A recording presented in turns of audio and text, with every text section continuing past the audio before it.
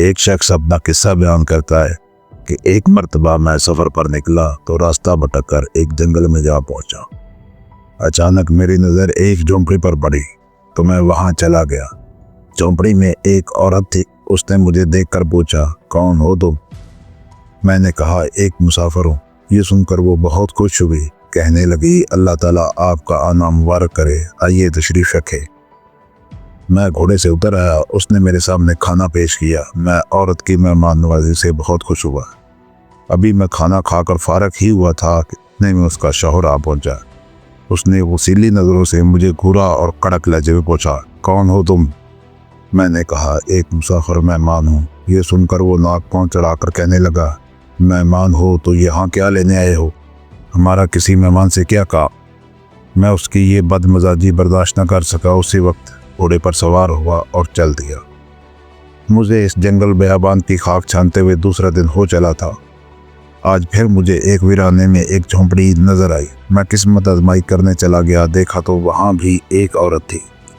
اس نے پہلے تو مجھے گالیاں دی، پھر بولی، کون ہو تم؟ میں نے جواب دیا، ایک مسافر مہمان ہوں۔ وہ جل بھن کر کہنے لگی، مہمان ہو تو یہاں ہمارے پیاس کیا لینے آئے ہو؟ جاؤ اپنا راستہ لو۔ ابھی وہ اپنی جلی کٹی سنا رہی تھی کہ اس کا شوہر آ گیا۔ اس نے ایک نظر مجھ کو دیکھا اور پھر اپنی بیوی سے مخاطب ہوا، کون ہے یہ؟ بیوی نے برا سا منہ بنا کر کہا، کوئی مسافر مہمان ہے۔ یہ سن کر اس کا چہرہ خوشی سے کھل اٹھا۔ وہ آگے بڑھ کر مجھے گلے ملا کر کہنے لگا، آپ کی آمد مبارک، آپ ہمارے لیے اللہ کی رحمت بن کر آئے۔ پھر اس نے مجھے عزت و احترام سے بٹھایا، نہایت عمدہ کھانا لے کر آیا۔ میں کھانا کھا رہا تھا، مجھے گزشتہ روز کا واقعہ یاد آ گیا اور بے اختیار میرے ہونٹوں پر مسکراہٹ پھیلتی چلی گئی۔ اس شخص نے مجھے مسکراتے دیکھا تو پوچھا، آپ کیوں مسکرا رہے ہو؟ میں نے اس کے سامنے گزشتہ روز کا واقعہ بیان کیا اور دونوں میاں بیوی کے متضاد سلوک کا ذکر بھی کیا۔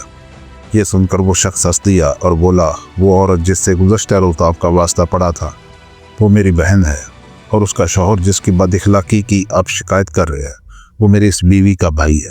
یقیناً ہر شخص پر اس کے خاندانی مزاج کا اثر ہوتا ہے۔